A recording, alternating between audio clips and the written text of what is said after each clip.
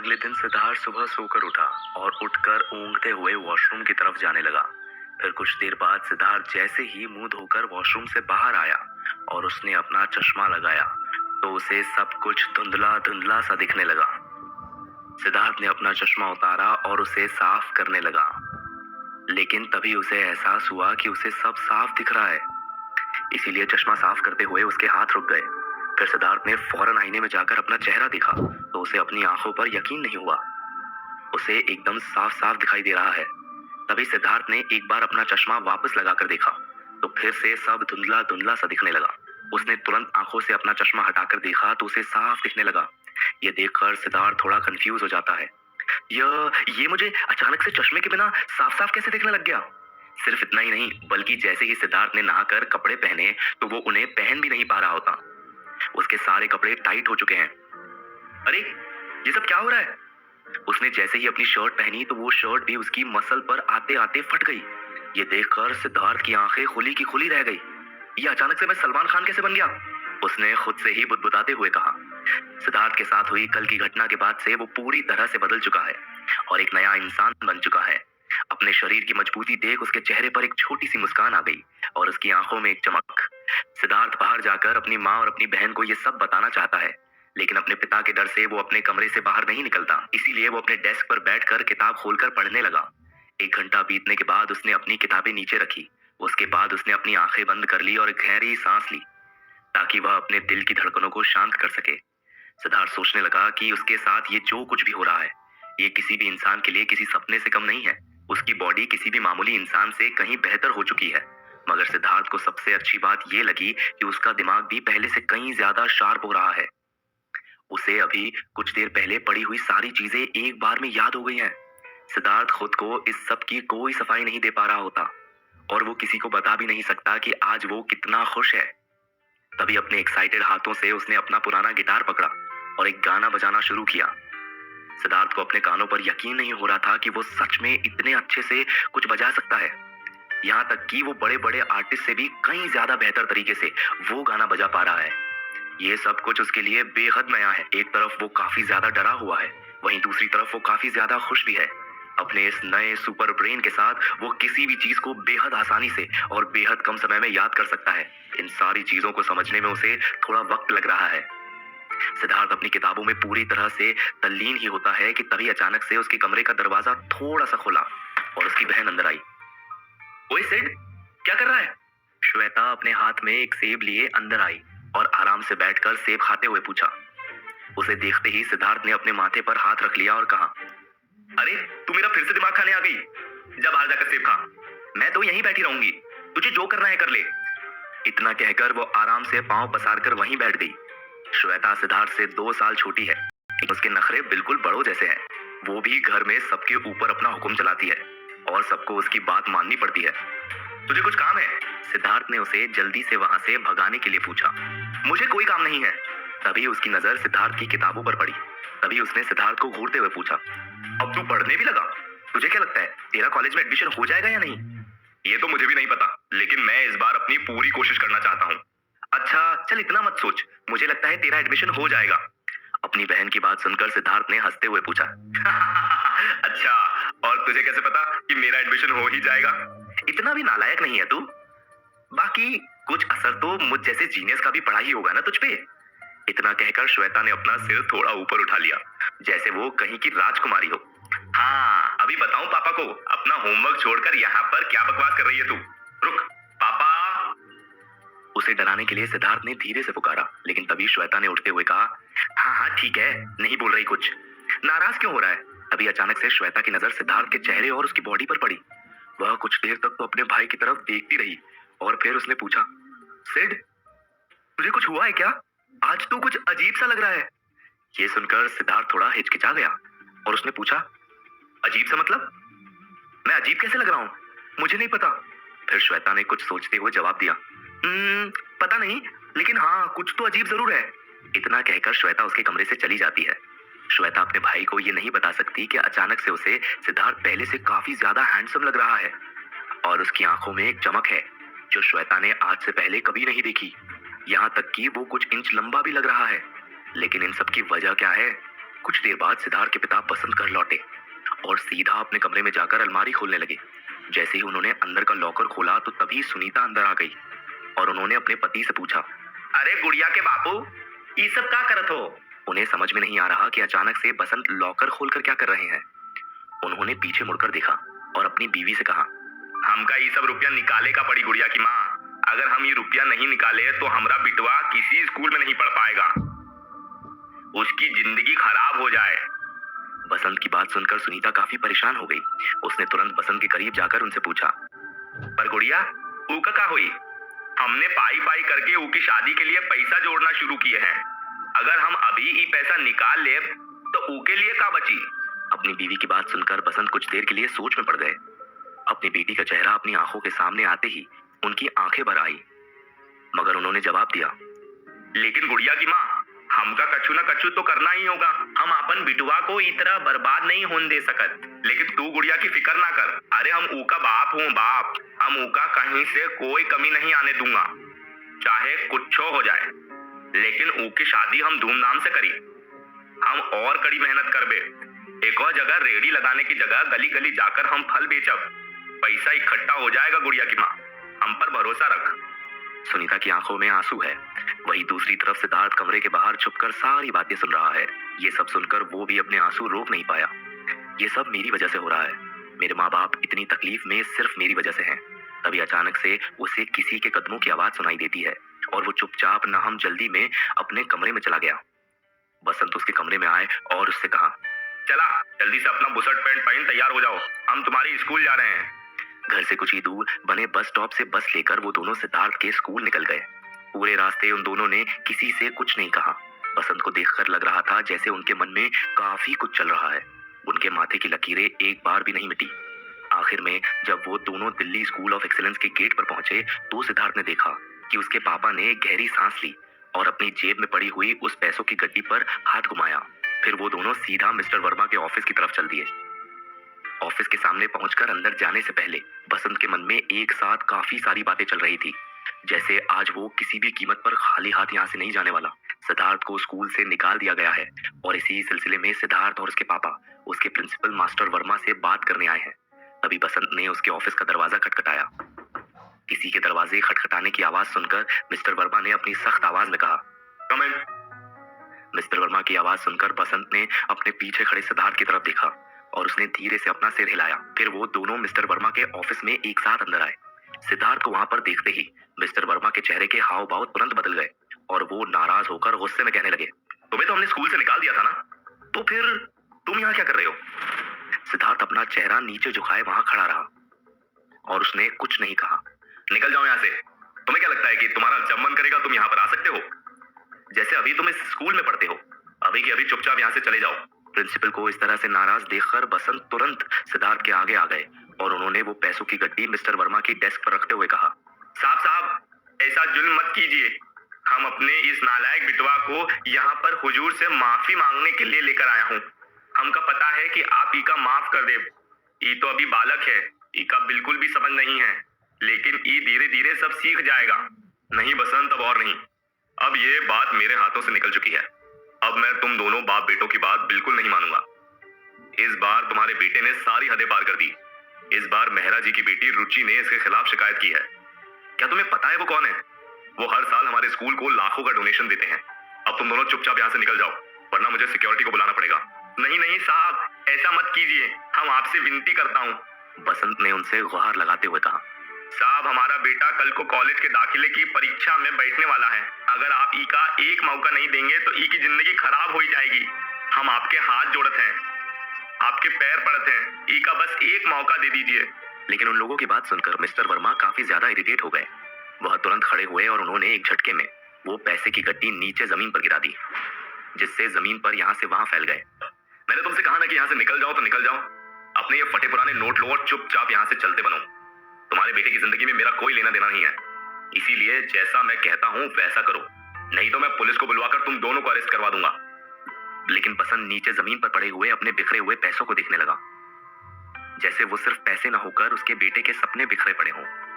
उन्होंने अपना खून पसीना एक करके ये पैसा जमा किए थे और आज फिर बसंत अपनी नम आंखों से मिस्टर वर्मा के गुस्सैल चेहरे की तरफ देखता है। आज उन्हें बेहद शर्मिंदगी महसूस हो रही है। वहीं सिद्धार्थ अपने पिता की हालत देखकर हैरान है।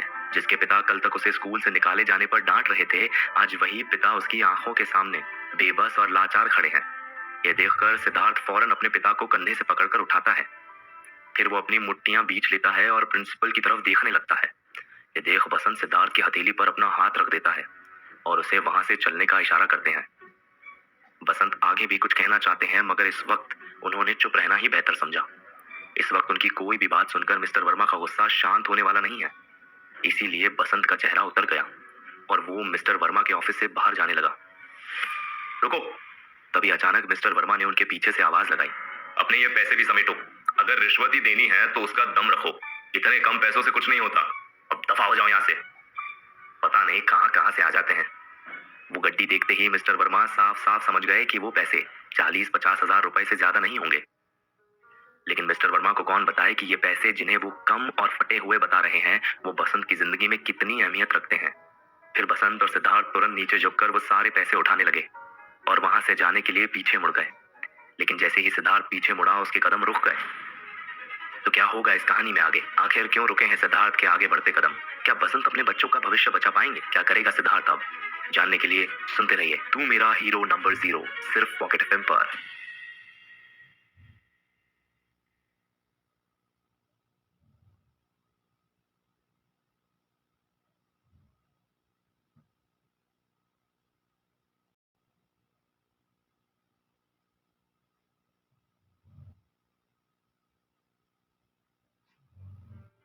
सिद्धार्थ और बसंत जैसे ही प्रिंसिपल ऑफिस से जाने के लिए पीछे मुड़े तो उन्हें बाहर एक लड़की खड़ी दिखाई दी, जो उन्हें ही देख रही थी। शायद वो लड़की दरवाजे पर काफी देर से खड़ी थी। उसने सिद्धार्थ की तरफ हैरानी से देखा, मगर उसकी उन आंखों में सिद्धार्थ के लिए एक हमदर्दी भी है। सिद्धार्थ उस लड़की को जानता है। वो लड़की कोई और नहीं बल्कि आशी मेहता है। वो पहले एक दूसरी क्लास की मॉनिटर हुआ करती थी। वो दिखने में सुंदर, सबसे अच्छी तरह से बात करने वाली, पढ़ाई में अच्छी और बेहद समझदार है। उसकी खूबसूरती को देखकर सिद्धार्थ का बस चलता तो वो उसे मिस इंडिया का टाइटल दे देता। तभी बसंत सिद्धार्थ से बोले, तू बाहर जा, मैं अभी आया। इतना सुनते ही सिद्धार्थ ने अपने प्रिंसिपल मिस्टर वर्मा की तरफ देखा और फिर अपना सिर झुकाए प्रिंसिपल ऑफिस से बाहर आ गया। वहीं आशी मेहता को सिद्धार्थ के लिए बेहद बुरा लग रहा है। वो सोच भी नहीं सकती कि इस वक्त सिद्धार्थ किस दौर से गुजर रहा होगा। तभी आशी सिद्धार्थ को हेलो करते हुए कहती है, सिड, तुम ठीक तो हो ना? मैं एक दिन स्कूल नहीं आई और तुमने ये सब कर दिया। क्यों सिड, तुमने ऐसा क्यों किया? मैं तुम्हें बचपन से जानती हूँ। तुम बहुत समझदार हो, लेकिन मुझे पता नहीं क्यों तुम ध्यान नहीं लगाते। पर तुम परेशान मत हो, थोड़ी मेहनत करोगे तो मुझे लगता है कि तुम ये एग्जाम पास कर लोगे। लेकिन इससे पहले तुम्हें बोर्ड एग्जाम्स के बारे में कुछ ना कुछ तो करना ही होगा। अगर तुम्हारे बोर्ड एग्जाम्स में कम मार्क्स आए तो तुम्हें कोई कॉलेज अपने एंट्रेंस एग्जाम में नहीं बैठने देगा। लेकिन ये सुनते ही सिद्धार्थ बस हाँ में अपना सिर हिला देता है। इस वक्त वो ज्यादा कुछ बोलने की हालत में नहीं है। तभी ऑफिस के अंदर से मिस्टर वर्मा के चिल्लाने की आवाज आती है, निकल जाओ यहाँ से। मैं तुम्हारे उस नालायक बेटे को अपने स्कूल में वापस नहीं लूंगा। मुझे अपने स्कूल का नाम नहीं खराब करना, ऐसे स्टूडेंट्स को रखकर। बसंत अपनी गिड़गिड़ाती हुई आवाज में बोल रहा है, ऐसा ना कीजिए सर, अब इस सब का कोई फायदा नहीं, निकलो यहाँ से अभी के अभी। कुछ देर बाद तभी बसंत मिस्टर वर्मा के ऑफिस से बाहर निकले। उनके बाहर आते ही आशी और सिद्धार्थ ने देखा कि वो गमछे से अपने आंसू पोंछ रहे हैं। उन्हें देखते ही आशी ने तुरंत अपने हाथ जोड़कर कहा, नमस्ते अंकल। आशी को वहां देखकर बसंत ने तुरंत अपने आंसू साफ किए। नमस्ते बिटिया, कैसी हो? मैं ठीक हूँ अंकल, लेकिन आप कैसे हैं? क्या कुछ बात हुई? आशी ने उनके चेहरे पर चिंता देखते हुए पूछा। ओ कछु नहीं बिटिया। उन्होंने सिद्धार्थ की तरफ देखा और कहा, ये लड़का ना हमार जी का जंजाल बना हुआ है। ई का प्रिंसिपल साहब ने स्कूल से निकाल दिया है और वो अब हमारी कोई भी बात नहीं सुनत है। बसंत को इस तरह से देखकर आशी को बेहद बुरा लगा और उसने तुरंत कहा, अंकल आप कहे तो क्या मैं अपने पापा से बात करूं? नहीं नहीं बेटा, इस नालायक के लिए क्या परेशान होना, मैं देखता हूँ कुछ ना कुछ तो करना ही पड़ेगा। इसके बाद उन्होंने सिद्धार्थ की तरफ देखा और गुस्से से कहा, अब खड़ा खड़ा मेरा मुंह क्या देख रहा है, चल यहाँ से। बसंत के इतना कहते ही सिद्धार्थ चुपचाप उनके पीछे पीछे वहां से चला गया। तभी उसने अचानक से रुककर देखा कि उसके पिता की आंखों में आंसू हैं। उसने तुरंत उनका हाथ पकड़ते हुए कहा, पापा मैं अब आपको और परेशान नहीं करूंगा, मैं आपका नाम रोशन करके ही दिखाऊंगा। ये सुनते ही बसंत ने देखा कि सिद्धार्थ की आंखों में सच्चाई है। उन्होंने प्यार से उसके सर पर हाथ रखा और सिद्धार्थ ने आगे कहा, मैं अब कड़ी मेहनत करूंगा। कुछ देर बाद बसंत और सिद्धार्थ ज्योति विद्या पब्लिक स्कूल पहुंच गए। वैसे तो उन दोनों को ही पता था कि ज्योति विद्या पब्लिक स्कूल एक सरकारी स्कूल है, मगर यहाँ की हालत सच में काफी खराब है। यहाँ दीवारों पर से पेंट उतरा हुआ है और क्लासरूम काफी गंदे हैं। यहाँ तक कि बच्चों को देखने वाला भी कोई नहीं है। यहाँ से वो लड़के हुड़दंग मचाते हुए घूम रहे हैं। लेकिन बसंत और सिद्धार्थ के पास और कोई रास्ता नहीं होता। उनके हाथ उनकी बेबसी और लाचारी से बंधे हुए हैं। बसंत प्रिंसिपल ऑफिस में अंदर गए और उन्होंने जाकर उस स्कूल के प्रिंसिपल वीरेंद्र सिन्हा से कहा, नमस्ते सर, मैं यहाँ अपने बेटे के एडमिशन के सिलसिले में आया हूँ। वीरेंद्र ने आराम से उनके बेटे की फाइल उठाकर टेबल पर रखी और कहा, मुझे माफ कर दीजिए, लेकिन अब मैं कुछ नहीं कर सकता। अब सेशन खत्म होने में सिर्फ 6 महीने बाकी हैं और अब कोई एडमिशन नहीं होगा। उनकी बात सुनकर बसंत ने चुपचाप अपनी जेब से एक नोटों की गड्डी निकाली और उनके टेबल पर रख दी। वीरेंद्र ने एक नजर उन पैसों की तरफ देखा और कहा, तो मतलब तुम मुझे रिश्वत देने की कोशिश कर रहे हो? नहीं नहीं साहब, ये तो बस स्कूल के विकास के लिए है। बस मैं यही चाहता हूँ कि मेरा बेटा और ये स्कूल एक साथ तरक्की करें। ये सुनते ही वीरेंद्र उन पैसों की गड्डी को उठाकर अच्छे से देखने लगे। वहीं बसंत के मन में यही डर है कि पता नहीं वो सिद्धार्थ के एडमिशन के लिए मानेंगे या नहीं। वीरेंद्र सिन्हा ने सिद्धार्थ के सारे रिकॉर्ड देखे, फिर कुछ सोचकर अचानक उन्होंने चुपचाप से वो पैसों की गड्डी को दराज में रखते हुए कहा, ठीक है, तुम्हारी नेकी की वजह से हम तुम्हारे बेटे को अपने स्कूल में एडमिशन दे रहे हैं, लेकिन तुम्हारा बेटा है कहाँ? वहीं प्रिंसिपल ऑफिस के बाहर सिद्धार्थ सीढ़ियों पर बैठा स्कूल का माहौल देख रहा है। उस स्कूल की पीली दीवारें जिन पर से जगह जगह से पपड़ी गिर रही है। बच्चे इधर से उधर अपनी कॉलर चढ़ाए शोर मचाते घूम रहे हैं। कुछ टीचर जिनकी टोन निकली हुई है वो भी अपनी ही बातों में मस्त टहल रहे हैं। ऐसा लग रहा है जैसे किसी को स्कूल के डिसिप्लिन से कोई फर्क नहीं पड़ता। उस माहौल को देखकर सिद्धार्थ को बस अपनी मजबूरी पर रोना आ रहा होता है। कुछ देर बाद प्रिंसिपल वीरेंद्र सिद्धार्थ को लेकर क्लासरूम की तरफ आते हैं। जब वो दोनों क्लास में पहुंचते हैं तो वहां पर काफी हंगामा मचा होता है। आधे बच्चे अपनी पढ़ाई की किताबें पढ़ने की जगह कॉमिक बुक्स पढ़ रहे हैं और गेम खेल रहे हैं, तो बाकी के बच्चे आराम से डेस्क पर घोड़े बेच कर सो रहे हैं। सिर्फ इतना ही नहीं, क्लास की आधी से ज्यादा सीट खाली पड़ी है क्योंकि क्लास के काफी बच्चे स्कूल अटेंड करने आए ही नहीं है। इन सारी चीजों के बावजूद टीचर पर कोई असर नहीं पड़ रहा है। वो तो बस उस ब्लैक बोर्ड पर चौक से कुछ लिखने में लगे हुए हैं। ऐसा लग रहा है जैसे उनके लिए ये सब कुछ रोजाना की बात हो चुकी है। क्लास की यह हालत देखकर वीरेंद्र का गुस्सा 7वें आसमान पर पहुंच गया। उन्होंने सबको डांटकर चुप कराते हुए कहा, सारे के सारे कीप साइलेंस। ये सब क्या हो रहा है? ये क्लास है या सब्जी मंडी? चुपचाप से जाकर अपनी अपनी सीट पर बैठो, नहीं तो सबको क्लास से बाहर निकाल दूंगा। तभी पीछे के बेंचेस से एक आवाज आई, ठीक है सर, पार कर दीजिए। ये सुनकर प्रिंसिपल वीरेंद्र बोले, ज्यादा होशियारी नहीं, जहां तुम अभी हो ना, हम वहां के प्रिंसिपल रह चुके हैं, समझे? और अगर ज्यादा बोले तो तुम जैसों को चीट करना मुझे आता है। तभी क्लास के ब्लैक बोर्ड के सामने खड़े टीचर ने धीरे से कहा, सर चीट नहीं, टीच टीच। इस पर प्रिंसिपल बोला, हाँ टीच। तुम भी ना गुप्ता, थोड़ा ध्यान दो इन निकम्मों पर। फिर इससे पहले कि वो टीचर कुछ और कह पाता, वीरेंद्र ने अपना चश्मा ठीक करते हुए कहा, खैर, आज मैं यहाँ एक नए स्टूडेंट को लेकर आया हूँ। इनका नाम है सिद्धार्थ कुमार और आज से ये सब आपकी ही क्लास में पढ़ेंगे। फिर उन्होंने सिद्धार्थ की तरफ देख कर कहा, जाओ बेटा, जाकर बैठ जाओ। और गुप्ता जी, आप मेरे साथ आइए जरा बाहर। और इतना कहकर प्रिंसिपल वीरेंद्र और मिस्टर गुप्ता वहां से चले जाते हैं। सिद्धार्थ के अचानक मिड टर्म में आ जाने से सभी उसे घूर घूर कर देखने लगते हैं, लेकिन उन्हें क्या पता था कि ये स्कूल सिद्धार्थ के लिए कॉलेज एंट्रेंस एग्जाम में बैठने का जरिया है। इस स्कूल के मुकाबले दिल्ली स्कूल ऑफ एक्सीलेंस ज्यादा बेहतर था। यहाँ पर कोई चोरी छिपे अपने फोन में गेम खेल रहा है तो कोई ग्रुप बनाकर बातें कर रहा है। तभी सिद्धार्थ ने एक नजर अपनी पूरी क्लास पर घुमाई और उसके बाद वापस पढ़ने के लिए बैठ गया। सिद्धार्थ के पास बर्बाद करने के लिए बिल्कुल वक्त नहीं होता, क्योंकि वो अपने माँ बाप को एक बार फिर से निराश नहीं कर सकता। अभी सिद्धार्थ को बैठे ज्यादा टाइम नहीं होता कि तभी अचानक से 2-3 लड़के वहां पर आकर बैठ जाते हैं। उन लड़कों की शर्ट के कॉलर खड़े हैं और उन्होंने अपनी टाई काफी ढीली की हुई है। उनके शर्ट उनके पैंट से बाहर हैं और उन्हें देखकर साफ पता चल रहा है कि वो कहीं से भी पढ़ने लिखने वाले शांत बच्चे नहीं हैं। अबे तुझे पढ़ने के अलावा कुछ और सूझता नहीं है क्या? मैं कब से देख रहा हूँ कि जब से तू आया है तब से ये किताब में ही मुंह छुपाकर बैठा है। इसमें किसी लड़की की फोटो वगैरह है क्या? है? सिद्धार्थ को देखकर एक लड़के ने हंसते हुए कहा, अरे तू कोई पढ़ाकू बच्चा तो नहीं जिसे देखकर हमें भी टीचर पढ़ने बिठा दे? अबे यार, इसकी वजह से तो हमें भी टेस्ट देने पड़ेंगे।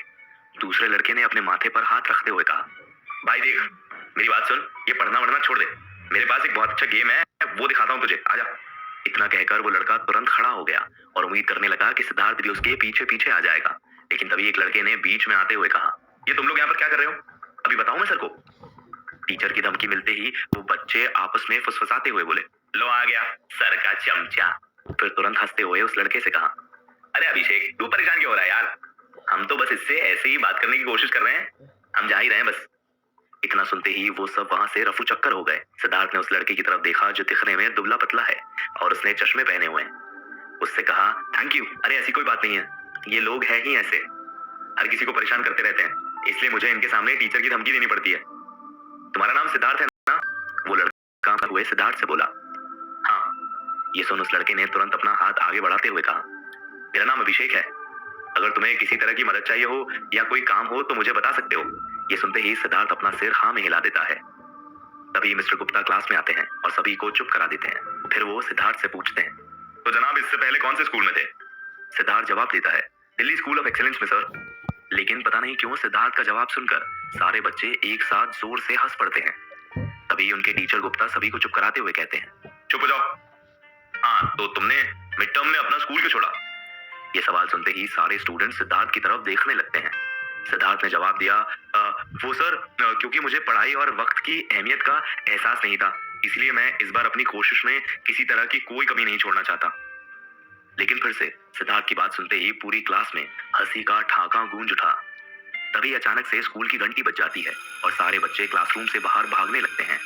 तभी सिद्धार्थ भी अपना बैग उठाकर बाहर की तरफ चल देता है।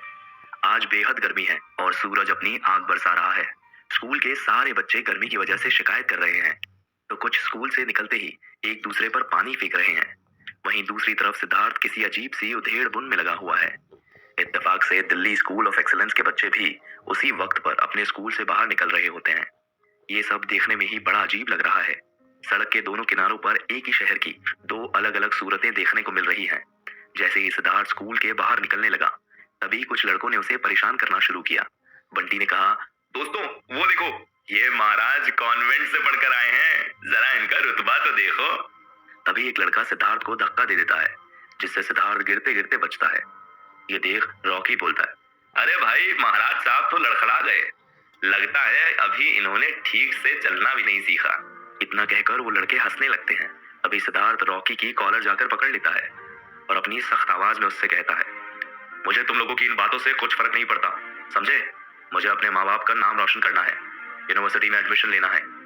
तुम्हारे जैसे आवारागर्दी करने का मुझे कोई शौक नहीं है। ये सुनकर रॉकी गुस्से में सिद्धार्थ के हाथों से अपना कॉलर छुड़ाते हुए गुस्से में बोला, बेटा, अपनी ये हीरोगर्दी ना कहीं और जाके दिखाइयो। और रही बात नाम रोशन करने की, तो यूनिवर्सिटी तो तू तब जाएगा ना जब तू यहाँ से जा पाएगा। लेकिन सिद्धार्थ रॉकी की आंखों में घूर कर देखता है। वहीं रॉकी भी सिद्धार्थ को घूर कर देखता है। तभी सिद्धार्थ रॉकी का कॉलर छोड़ते हुए बोला, यूनिवर्सिटी में तो मैं जाकर रहूंगा, तुम बस आइंदा अपने काम से काम रखना, समझे? वरना। और इतना कहकर सिद्धार्थ अपना बैग उठाता है और वहां से चला जाता है। तभी बंटी रॉकी से अपनी हंसी छिपाते हुए पूछता है, भाई तुम ठीक तो हो ना? पर रॉकी गुस्से में सिद्धार्थ को वहां से जाते हुए देखकर कहता है, इसका तो गेम बजाना पड़ेगा लगता है, इसने मुझसे लिया है पंगा, तो अब होगा दंगा। तो क्या होगा कहानी में आगे? क्या सिद्धार्थ अपने माँ बाप का नाम रोशन कर पाएगा? क्या अड़चने पैदा करेगा रॉकी सिद्धार्थ की जिंदगी में? और क्या होगा जब सिद्धार्थ का सामना रुचि और राज से होगा? जानने के लिए सुनते रहिए तू मेरा हीरो नंबर 0, सिर्फ पॉकेट एफएम पर।